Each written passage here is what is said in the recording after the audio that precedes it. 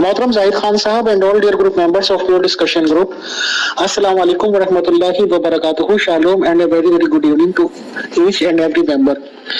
मोहतरम जाहिद खान साहब, इस्लामी फौजों पर बातचीत हो रही थी और रसूल इस्लाम साहब की जंगों पर, तो कुछ लोगों ने ये बताया कि ऐसा तो पहले भी होता आया है, जंगे लोगों ने पहले भी किए, कत्ल खून पहले भी किया है, और एक वर्ड मेंशन किया था उन लोगों ने, शायद if I am not wrong, Holocaust. तो मैंने उनसे पूछा, तो थैंक्स टू गॉड उन्होंने फिर आपका नाम लिया कि होलोकास्ट के रिगार्डिंग सबसे ज्यादा जाहिद खान साहब मोहतरम ही बताएंगे। तो मोहतरम, सबसे पहला ये सवाल है कि होलोकास्ट क्या है, किस तरह इसको डिफाइन करेंगे और कहाँ ये यूज हुआ है, मोहतरम बताएं, शुक्रिया।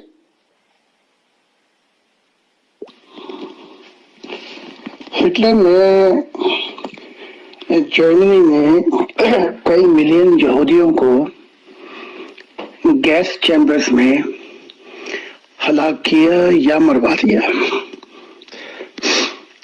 तो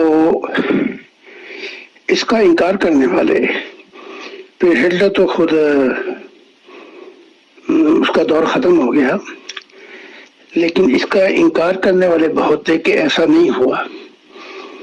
तो फिर कानून बना है कि ये हॉलोकॉस्ट का इनकार करेगा कि ऐसा नहीं हुआ है, उसे सजा दी जाएगी।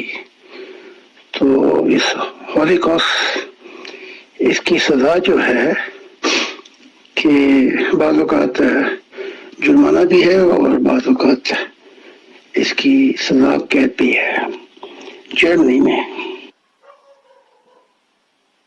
मोहतरम शाहिद खान साहब, to be very true and to be very Frank, Hitler के रिगार्डिंग मुझे ज्यादा जानकारी नहीं है, बस इतना है कि उसने लाखों लोगों को मरवाया है या कुछ करवाया है।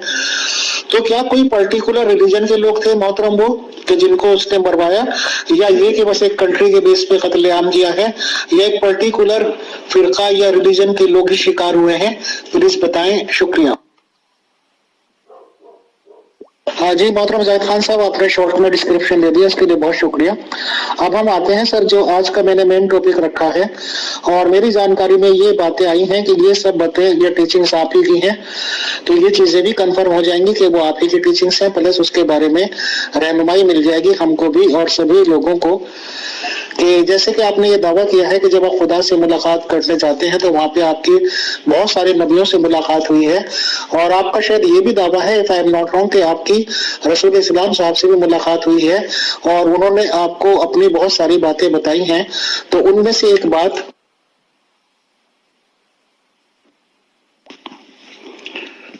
हिटलर का ये कहना था कि यहूदी लॉबी जो है उसने कंट्रोल किया हुआ है फिनांस को जर्मनी में, और जो बड़े बड़े मालदार लोग हैं वो यहूदी हैं। तो इस पर उसने कैंपेन, इंतखाबात की कैंपेन चलाई थी, और कामयाब होने पर फिर उसने यहूदियों को कत्ल किया, बल्कि ऐसे कत्ल किया जैसे मोहम्मद नबी करते थे कि जहां चाहो जहां पाओ इनको कत्ल करो, दरख्तों के पीछे, पत्थरों के पीछे। तो यहूदियों पे बहुत जुल्म हुआ। तो यहूदी थे खासकर इस वॉर में वो कत्ल हुए। तो गालिबन मुसलमान इस बात का यकीन नहीं करते और कहते हैं ये झूठ है, हिटलर ने ऐसा नहीं किया। लेकिन हकीकत ये है कि करोड़ों यहूदी मारे गए हिटलर की जंग में। हमारी जानकारी में ये बात आई है कि आपने ये बताया है कि शायद रसूल इस्लाम साहब ने आपको बताया है, या ये आपका क्लेम है, आप ही बताएंगे मोहतरम, कि जैसे मजहब इस्लाम में या कुरान शरीफ में लेडीज के लिए पर्दे का हुक्म दिया गया है कि वो पर्दे में रहेंगी और चेहरे पे घूंघट उठा के रखेंगी या समथिंग समथिंग। मेरे ख्याल से शायद आपका ये कहना है कि ऐसा कोई हुक्म खुदा ताला की तरफ से नहीं आया था, और ये उन बातों में से है जो रसूल इस्लाम साहब ने अपनी हिकमत अमली से बताई है या अपनी हिकमत अमली से ये हुक्म दिया है। तो इस रिगार्डिंग आप क्या फरमाना चाहेंगे, बताएं, शुक्रिया।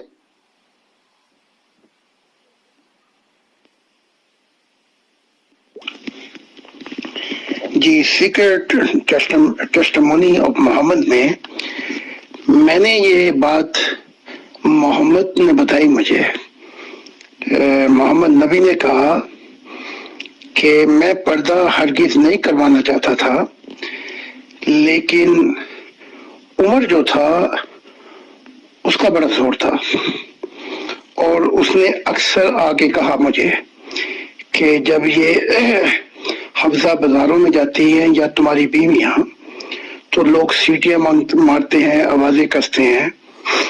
تو پھر محمد کو بھی خیال آیا، تو محمد نے کہا یہ حکمت کے تحت یہ پردہ میں نے کروایا تھا، لیکن اسلام جب شروع ہوا ہے اس سے 10 سال تک یا غالباً 11 سال تک اسلام میں پردہ ہرگز نہیں تھا.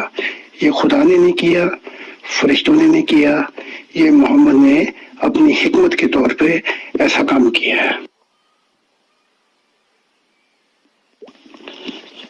اور یہ کام غالباً مدینے میں آ کے ہوا ہے، جب بلال کو سخت بخار تھا اور ابو بکر کو سخت بخار تھا، تو یہ بخار کی حالت میں بہت کچھ کہہ رہے تھے. اس وقت تک جب عائشہ نے آگے بتایا تو اس وقت تک پردہ نہیں تھا. تو یہ پردہ کروانے والے 2 شخص ہیں، نمبر 1 عمر اور نمبر 2 محمد صاحب. انہوں نے یہ کام کیا ہے اور اس کی وجہ سے بہت نقصان ہو گیا اسلام کو، اور جو آپ دیکھ رہے ہیں. جی محترم زاہد خان صاحب، اپنے پردہ کانسیپٹ پہ اپنے خیالات رکھے، بہت شکریہ. اچھا، اس میں ایک بہت امپورٹنٹ سوال یہ ہے کہ رسول اسلام محمد صلی اللہ علیہ وسلم سے پہلے بھی کیا کوئی یہ کانسیپٹ ہوتا تھا نبیوں میں، یا یہ بھی حضور محمد صلی اللہ علیہ وسلم کے ٹائم ہی شروع ہوا ہے کہ کوئی بھی عورت بنا نکاح کے، بنا شادی کے، یا جو بھی رسم و رواج یا شرعی باتیں ہوتی ہوں گی تو اپنے آپ کو ہیبا کر سکتی ہے، یا ان سیدھے ورڈز آپ یہ کہہ لیجیے کہ اپنے آپ کو سونپ سکتی ہے، یعنی کہ فزیکلی طور پہ؟ کیا کوئی بھی عورت رسول اسلام صاحب کو اپنے آپ کو اپنی مرضی سے سونپ سکتی ہے سر؟ تو کیا یہ اس طرح کا فرمان خدا تعالیٰ کا مانا جائے گا، یہ رسول اسلام کا؟ اور ایک سوال اس میں یہ بھی انکلوڈ ہے کہ کیا رسول اسلام صاحب سے پہلے بھی اور نبیوں نے بھی ایسی ہی باتیں کی ہیں؟ محترم بتائیں، شکریہ.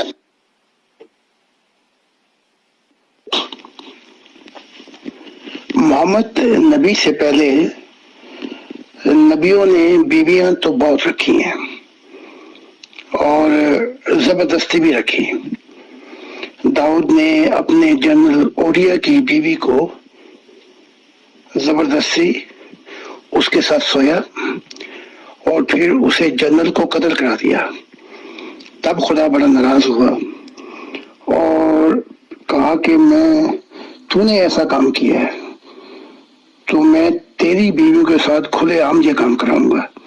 پھر داؤد کا بیٹا جو ہے وہ خود اپنے باپ کی بیویوں، اپنی ماؤں کے ساتھ سویا. یہ تورات بتاتی ہے. تو یہ بڑے لمبے واقعات ہیں. ان کی بیویاں بھی ہوتی تھی اور لونڈیاں بھی ہوتی تھی. اب آتے ہیں ہم محمد کی طرف، رسول کی طرف.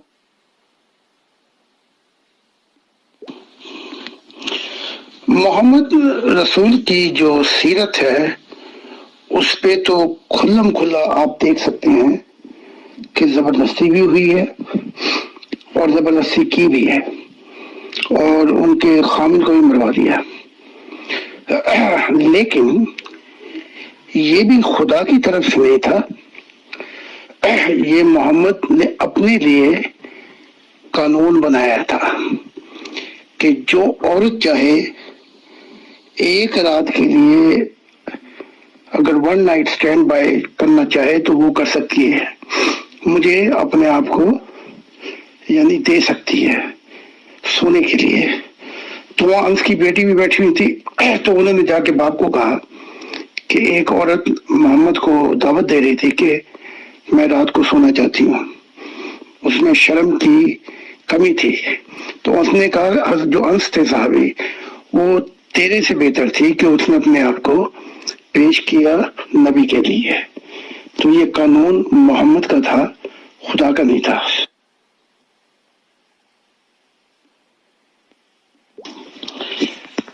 خیبر کی کوئی 90 خاتون تھی خیبر کے موقع پر، تو ان کو پھر بانٹ دیا گیا تھا، تو یہ کسی اور صحابی کے لونڈی بن کے ان کے ساتھ گئی۔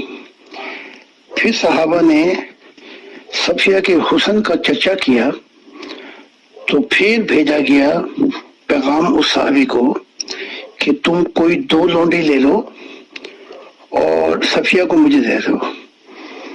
تو صحابی تھا، اس نے پھر واپس لی، تو پھر اس کا باپ بھی مارا گیا تھا، اور اس کے خامن کو ایسے مارا کہ اس کو کہا کہ خزانہ کہاں پہ، بہانہ تھا اس کو مارنے کا، ورنہ شادی نہیں ہو سکتی تھی۔ اس نے کہا مجھے پتا نہیں کہ خزانہ کہاں پہ ہے، تو کہا اچھا تو خزانے کا نہیں بتاتا، تو کہا اے عثمان اس کو قتل کر دو، تو عثمان نے اسے قتل کر دیا۔ اب ہوا کیا؟ جی محترم زاہد خان صاحب، یہ تو ایک چلیے الگ کانسیپٹ ہو گیا کہ کسی لیڈی نے چاہا کہ میں سونپ دوں فزیکلی، لیڈی کی مرضی، رسول اسلام صاحب نے بھی ان کی دعوت قبول کی اور وہ چلیے سو گئے۔ بٹ میں نے تو یہ سنا ہے کہ شاید آپ نے بھی کچھ بکس میں ذکر کیا ہے، اور مجھے 1-2 مثالیں پتہ بھی چلی ہیں کہ رسول اسلام صاحب کو اگر کوئی لیڈی پسند آ گئی یا زیادہ خوبصورت لگی ہے تو انہوں نے طاقت کے بل پہ بھی اس کو حاصل کیا ہے۔ اور یہ بھی جانکاری ہے کہ شاید ایسے بھی کیسز ہوئے ہیں کہ جیسے آپ نے بھی فرمایا کہ اس لیڈی کے شوہر کو قتل کیا گیا، اور ایک مشہور واقعہ سنا جاتا ہے، کوئی صفیہ صاحبہ تھیں جن کو پھر بعد میں مدر آف امت آف اسلام بتایا گیا ہے کہ وہ شاید کچھ صحابیوں کو دے دی گئی تھی، اور صحابیوں سے پھر انہوں نے کچھ پیسے دے کے لیے تھے رسول اسلام صاحب نے۔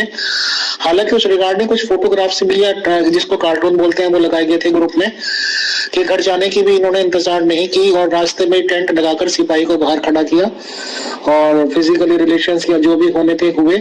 تو اس طرح کے کیا واقعات ہیں محترم، کہ کیا اس طرح کی باتیں بھی ہوئی ہیں؟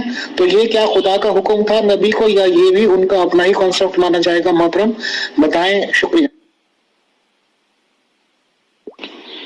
اس بات پہ بھی آپ کی ازواجہ جو عورتیں تھیں وہ ناراض تھیں جب یہ کہا کہ وہ تمہاری مائیں ہیں اور میری وفات کے بعد ان سے کوئی شادی نہیں کر سکتا۔ اس پر بھی بڑی لین دین تھی، اور محمد کی جو ازواج ہیں انہوں نے بتایا۔ ان میں سے بھی جو ایک تھی وہ تو پھر چلی گئی تھی مدینہ چھوڑ کے اپنے قبیلے کے پاس، وہ تو آزاد ہو گئی تھی، باقی جو ہیں ان کے بھائی باپ سب تھے، اس لیے انہوں نے ان محمد کی جو بیوی تھی ازواج ان کو جکڑے رکھا اور ان کی نگرانی کرتے رہے کہ وہ کسی آدمی سے شادی یا کسی اور کے ساتھ اپنے تعلق قائم نہ کر سکے۔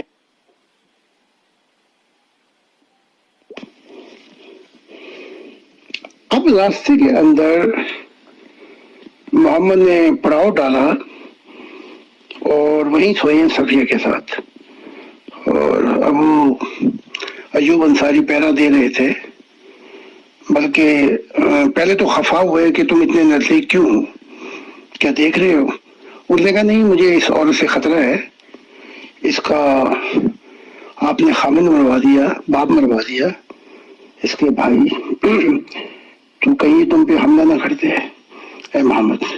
تو پھر اسے دعا دی۔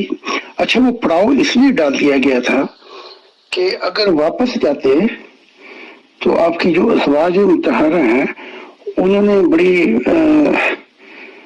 شور مچانا تھا، لڑائی وغیرہ کرنی تھی اور شادی نہ ہونے دیتی، تو اس لیے آپ نے پڑاؤ ڈال کے بیچ میں ہی کام کر دیا کہ اب چاہے جو مرضی کرے، اب تو شادی ہو گئی ہے۔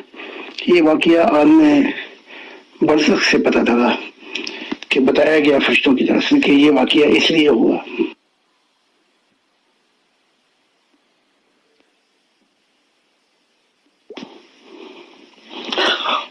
آپ کی دوسری بیویاں جو تھی صفیہ یا وہ دوسری بیوی، جب آپ بہت بیمار تھے وفات کا وقت تھا، اس سے کچھ پہلے جو آخری حج تھا، عباس نے اپنے رشتہ داروں میں سے بھی ایک لڑکی تھی جو بہت جوان تھی اور کنواری تھی، ان کی شادی عباس نے کروا دی تھی. تو ان کے ساتھ تو میرے خیال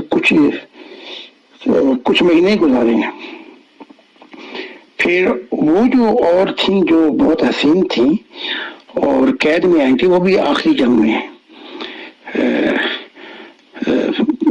قیدی بن کے آئی تھی، نام مجھے یاد نہیں آ رہا تھا. وہ بھی بہت جوان اور بہت حسین تھی. تو صرف عائشہ نہیں اکیلی تھی، بلکہ عائشہ سے اور بھی کنواری بھی تھی، اور مجھے نام نہیں آ رہا، لیکن عباس نے ان کی شادی کرا دی تھی. اور پھر دوسری، تو یہ سب جوان تھی اور کچھ بھی نہیں ہو سکا.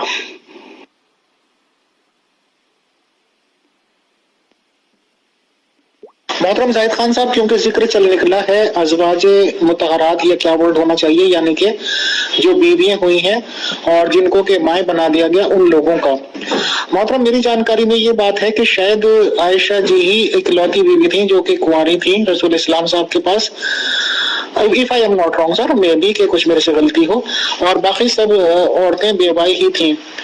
تو یہ والا کانسیپٹ جو ہے کہ مائیں بنا دیا گیا، تو آیت تو یہ اس وقت آئی تھی جب ان کے کسی کزن نے خواہش کا اظہار کر دیا تھا کہ رسول اسلام صاحب کے گزرنے کے بعد وہ شادی کر لیں گے. تو اللہ تعالیٰ کا جوار رحمت جوش میں آ گیا تھا اور آیت بھیج دی گئی تھی کہ کوئی بھی عورت اب ان کی نکاح نہیں کر پائے گی، شادی نہیں کر پائے گی. تو محترم میرا سوال یہ ہے کہ چلیے، جو آپ نے اور لیڈیز کے اوپر تو جو گزری ہوگی، وہ تو پہلے شادیاں دیکھ چکی تھی، عمریں گزار چکی تھی، بیوہ تھی، یہ تھا وہ تھا. حالانکہ first need of human is food and second is sex sir. But اس فیصلے کا سب سے زیادہ اثر تو عائشہ جی پر ہی پڑا ہوگا، کیونکہ سب سے کم عمر وہ تھی، سب سے کم عمر میں ان کی شادی ہوئی، سب سے کم عمر میں انہوں نے شادی کا ٹیسٹ سکھا، اور سب سے زیادہ لمبی زندگی ان کی لگ بھگ 63 سال سنی جاتی ہے. اور بہت ساری روایتوں میں یہی ملتا ہے کہ ادھک سے ادھک 18 سال تک کی ایج تک وہ بیوہ ہو گئی تھی. محترم، تو کیا سب سے زیادہ زیادتی اس فیصلے کی ایک طرح سے انہیں کے اوپر نہیں پڑی کہ نہ وہ اپنی جوانی میں شادی کر پائیں، نہ یہ بہاریں دیکھ پائیں، نہ بچے، نہ کچھ.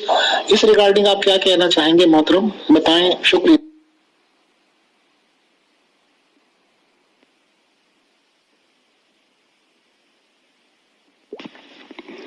اور پھر انہیں بھی یہ پابندیاں لگی ان پہ بھی کہ وہ اپنی مرضی سے بعد میں کسی کے ساتھ شادی نہیں کر سکی.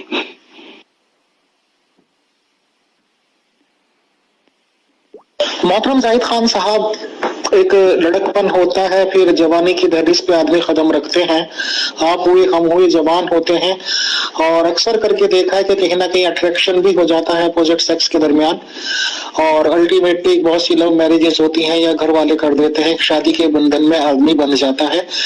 یہ ایک نارمل فینومینا کہہ لیجیے، یا کیا ورڈ کا انگریزی سر مجھے آتی نہیں زیادہ.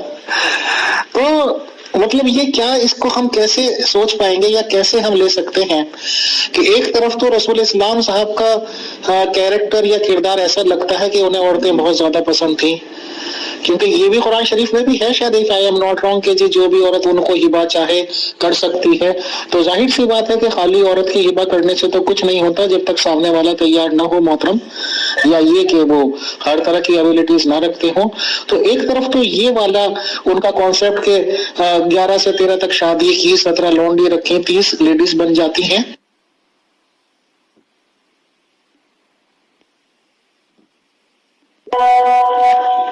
یہ تو بات محمد جو نبی ہیں انہوں نے حدیث میں کہی ہے، دہرایا بلکہ، کہ تمہاری دنیا میں مجھے عورتیں اور خشبو بہت پسند ہے.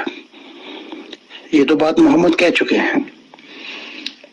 اب جو دور ہے ختیجہ کا، اس دور میں گو ختیجہ سے شادی تھی، لیکن لونڈیاں تو آپ کے پاس بہت تھیں.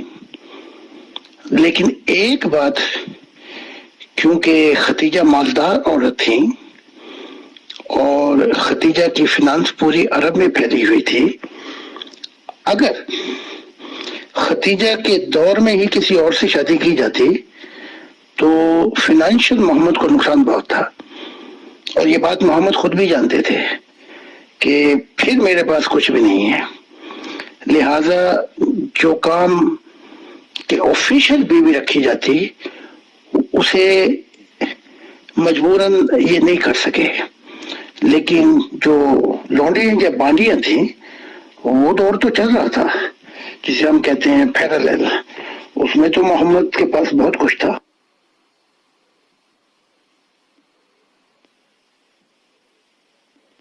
پلس ایک طرف آپ یہ دیکھ لیجئے کہ if I am not wrong 25 سال کی ایج میں ان کی شادی ہوتی ہے، بٹ اس وقت ہوتی ہے 40 سال کی بیوہ سے، یعنی کہ 15 سال جو ان سے بڑی تھی، اور یہ بھی میری جانکاری میں ہے کہ وہ 2 دفعہ پہلے ہی بیوہ ہو چکی تھی، اور لگ بھگ if I am not wrong 25 یا 28 سال کا عرصہ صرف ان لیڈی کے ساتھ گزر گیا محترم، یعنی کہ شاید یہ 53 سال کے ہو گئے تھے، مطلب یہ مجھے تھوڑا سا کنفیوژن ہو سکتا ہے ایج میں، لیکن وہ تو ایک طرح سے ایک لیڈی کے ساتھ گزار دینا، اور اس کے بعد جو ان کی 10 سال کی زندگی ہے 53 سے 63 تک، اس میں ہی یہ 11 سے 13 شادیاں بھی ہو گئی، 17 لونڈیاں بھی ہو گئی، 30 عورتیں ہو گئی، چاہے کسی کے لیے قتل و غارت گیری کرنا پڑا، چاہے کسی کے لیے راستے میں ٹینٹ لگوانے پڑے، تو سر یہ کیا ہو سکتا ہے؟ مطلب کیا اس دوران ایک کیا کہتے ہیں جو پیسے کا پریشر تھا کہ وہ مالدار تھیں، یا ان کی طرف سے کچھ ریئیکشن ہوتا، یا ان سے کچھ ایسے بینیفٹس تھے کہ وہ بینیفٹس چلے جاتے، اور کیوں اس وقت کے بعد سے عورتوں سے نہیں گھبرایا گیا کہ 11 سے 13 شادیاں ہو گئیں اور 17 لونڈی ہو گئیں؟ اس ریگارڈنگ آپ کیا رہنمائی فرمانا چاہیں گے سر؟ بتائیں، شکریہ۔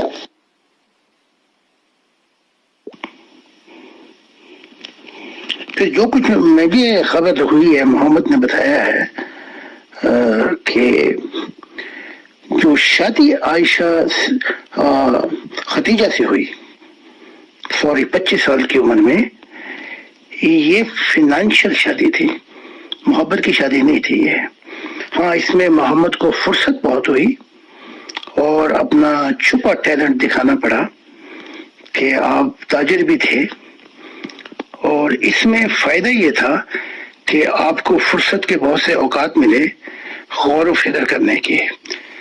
تو یہ خدیجہ کا ہی دور ہے جب آپ اکثر غار حرا میں چلے جاتے تھے اور بہت وقت گزارا ہے وہاں پہ سوچو بچار میں۔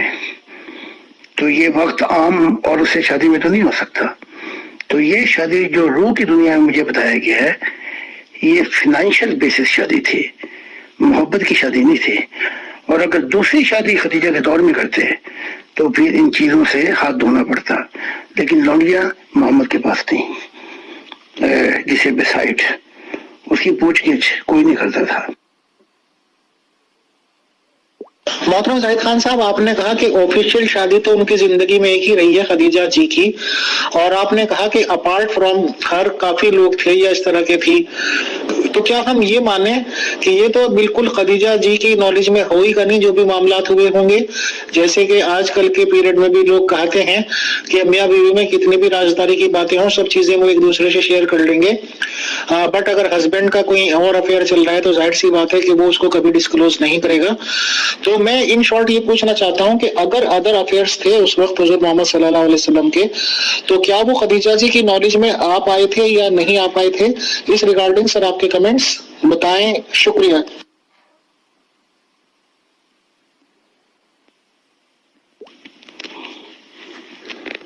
نبیوں کے معاملات جیسے ابراہیم جو تھے، سارا نے خود بھیجا ابراہیم کو کہ جاؤ اور میری لونڈی کے ساتھ سو، تو پھر ہاجرہ سے بچہ ہوا۔ یعقوب کے دور میں بار بار بھیجا اپنا رائفل، اور لیا نے اپنی لونڈیوں کے پاس، جس سے کئی بچے پیدا ہوئے۔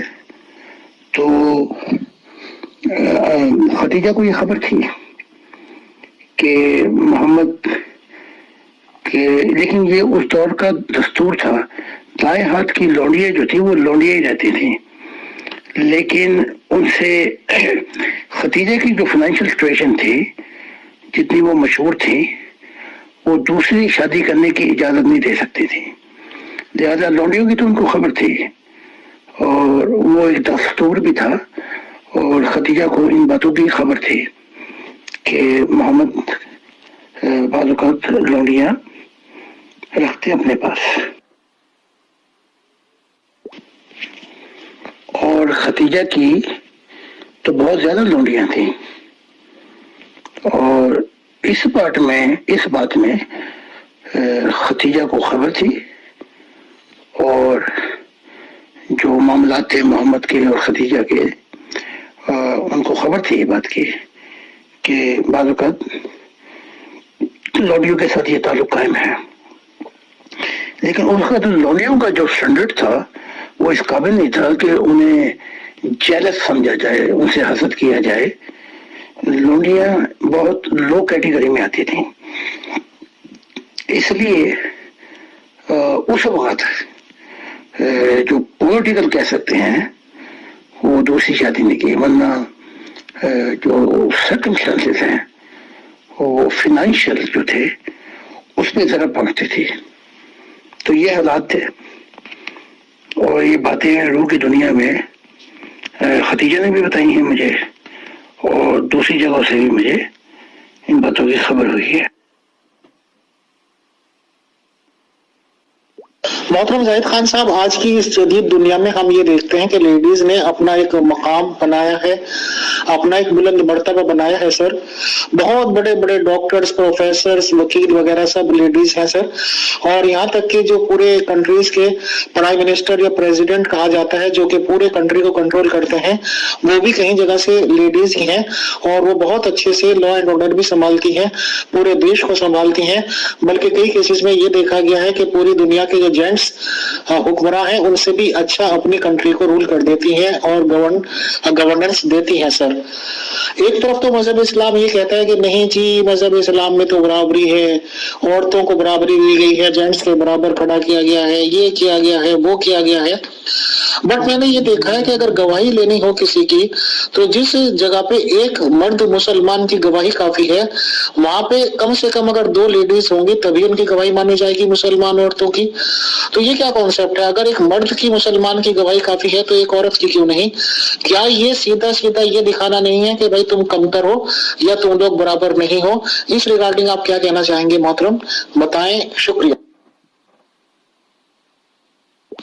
جو عورتوں کے اختیارات ہیں اس پہ شریعت کی یہ نگرانی ہے کہ وہ گھر میں بیٹھیں اور اپنی جو ذبائش کرنی ہے یا حسن دکھانا ہے وہ بھی اپنے مرد کو دکھائیں، اور جو فرائض ہیں ان کے وہ گھر میں ہیں، ان کا گھروں سے باہر کوئی تعلق بھی نہیں ہے۔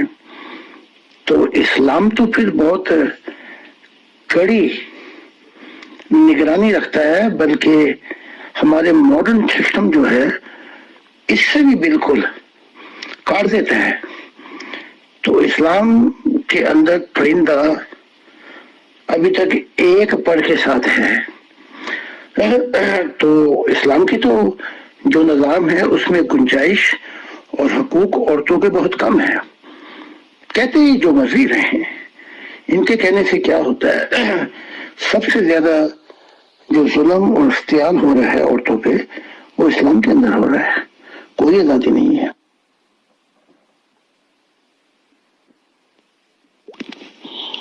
اس کے بارے میں تو قرآن کی آیات بھی ہے کہ جب عورت سوال کرے گی کہ مجھے کس بنا پہ میرے ساتھ یہ سلوک ہوا، تو یہ اشارہ تھا آگے آنے والے وقت پہ۔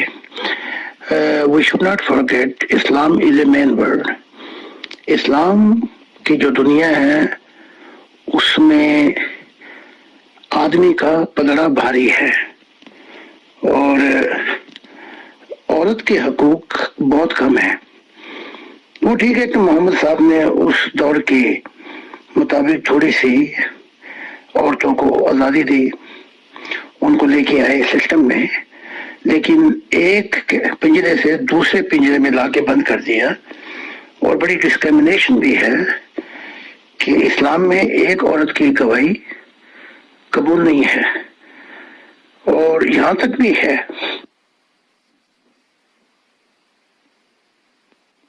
मोहतरम जाहिद खान साहब, मेरी जानकारी में कुछ इस तरह की बातें भी आई हैं कि एक बार रसूल इस्लाम साहब को ये शायद ताकीद की गई थी खुदा की तरफ से, या कैसा ये कॉन्सेप्ट है, मुझे डिटेल्स की ज्यादा जानकारी नहीं है, कि तुम्हारे लिए एटर्नल वाइफ एक ही काफी है और वो है आयशा जी।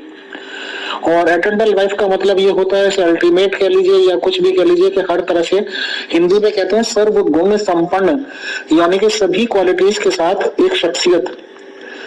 और यहाँ तक भी मैंने सुना है कि शायद ऐसी भी कोई सलाह उनको दी गई थी या उनके कभी दिमाग में ये बात आई थी कि वो सिर्फ आयशा जी को लेकर रोम की तरफ निकल जाएं और वहां पे बाकी अपनी जिंदगी बसर करें और सब बीवियों का चक्कर छोड़ दें। तो इस रिगार्डिंग आप क्या कहना चाहेंगे? फिर मेरे नेक्स्ट क्वेश्चन सर। शुक्रिया।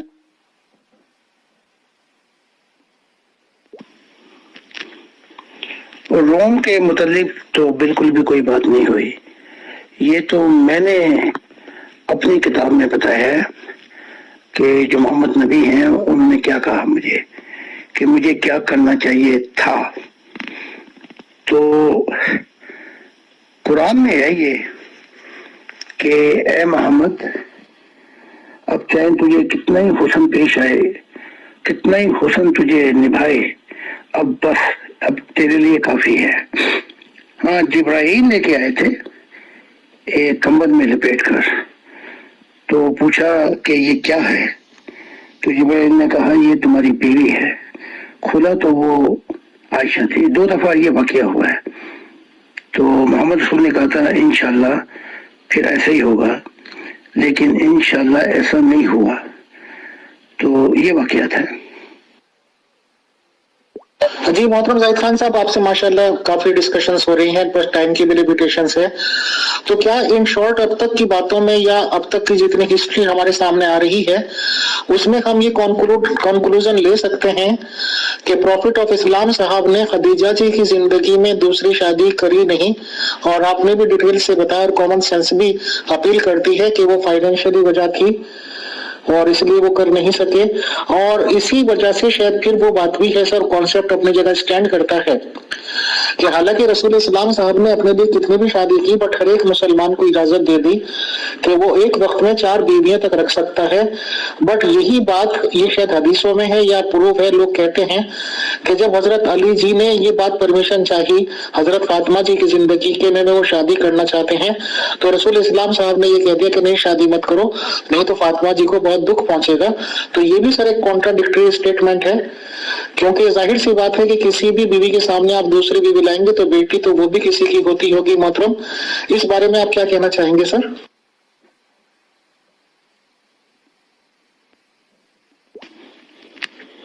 बहुत बड़ा कॉन्ट्रडिक्शन है, क्योंकि वहां पे इमोशनल बाप की मोहब्बत जागी और नहीं चाहा।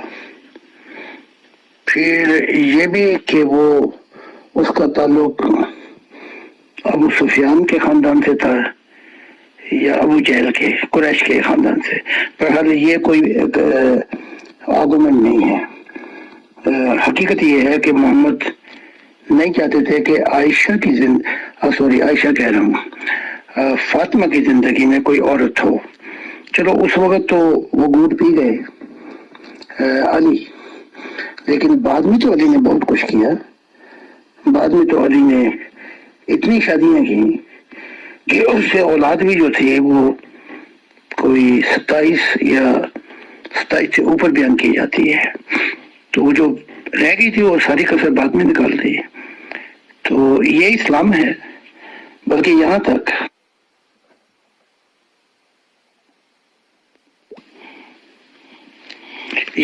फिर हसन यहाँ तक है कि इब्ने हशाम कहते हैं कि 4 शादियां करते थे और फिर 4 तलाक देते थे, फिर 4 शादियां करते थे। यानी कि सिस्टम में जकड़े गए थे उस हसन, वरना हसन ने तो बेइंतहा शादियां की और हसीन से हसीन औरत। बहाना कुछ और था कि वो चाहती हैं कि मुझसे शादी हो, ये हो, लेकिन हसन को यहाँ तक ये मामलात पहुंचे हैं कि अली ने कहा, जो बाप थे हजरत अली, कि मेरे बेटे को अपनी बच्चियां ना पेश करो। और کئی معاملات میں ہم سنگ دل بھی تھے. تو یہ تو معاملات ہے, یہ تو کھلی ہسٹری ہے اسلام کی کہ جہاں چاہو ایموشنل واقعات پھر وہ اپنے خاندان کے لیے آ جاتے ہیں, پھر غیروں کے لیے ترازو اور تھی, اپنوں کے لیے ترازو اور تھی.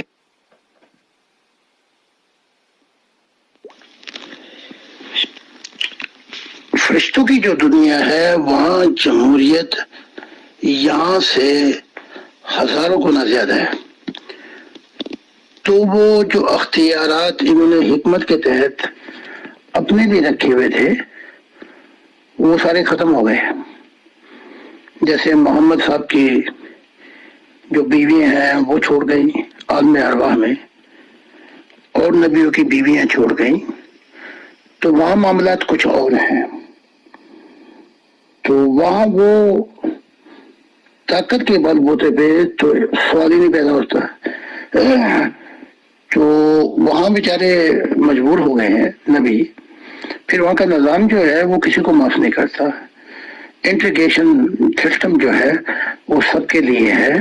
پھر انبیاؤں کو نیچے بھی جانا پڑتا ہے کہ جو انہوں نے غلطیاں کی اپنی نیچے امتوں کے پاس جائیں اور ان کو درست کریں. تو یہ بڑا کمپلیکیٹڈ پروسیس ہے. محترم زاہد خان صاحب, لگ بھگ 1 گھنٹہ ہو چکا ہے اور ٹائم شاید اجازت نہیں دے گا. ایک ٹاپک پہ لگ بھگ یہ سوالات ہیں, یہ میں نے پورے کر لیے. لسٹ ماشاءاللہ بہت پہلے سے موجود ہے ممبرس کے سوالات کی. تو ایک چھوٹا سا کوشچن یہ ہے سر, چھوٹا سا کہہ لیے یا امپورٹنٹ کہہ لیجئے, آپ نے کافی نبیوں کے ریگارڈنگ بتایا ہے, یہاں تک کہ مرزا غلام احمد قادیانی صاحب کے ریگارڈنگ بھی, اور کافی لوگوں کا آپ نے ذکر کیا ہے کہ کون سے نبیوں کو آپ نے کہاں دیکھا, مطلب عالم ارواح میں اچھی جگہوں میں دیکھا, بری جگہوں میں دیکھا, جنت میں دیکھا, دوزخ میں دیکھا, یا یہ کہ خدا نخواستہ وہاں بھی سر پارشیلٹی کا سسٹم ہے خدا کے یہاں بھی, کہ کوئی نبی کچھ کر کے گئے ہوں تو انہیں اس کے خلاف وہ فیصلہ دے دیا جائے یا جگہ دے دی جائے.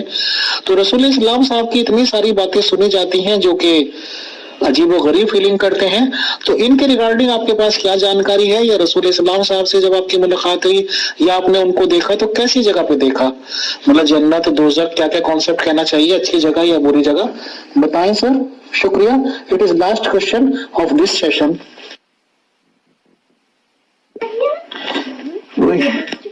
اسلام کی دنیا عورتوں پہ جا کے ختم ہو جاتی ہے, اور جب سے آپ مسلمان ہوئے ہیں آپ بھی نہیں نکل رہے, اور عورتوں پہ جا کے یا پھر حوروں پہ جا کے ختم ہو جاتی ہے.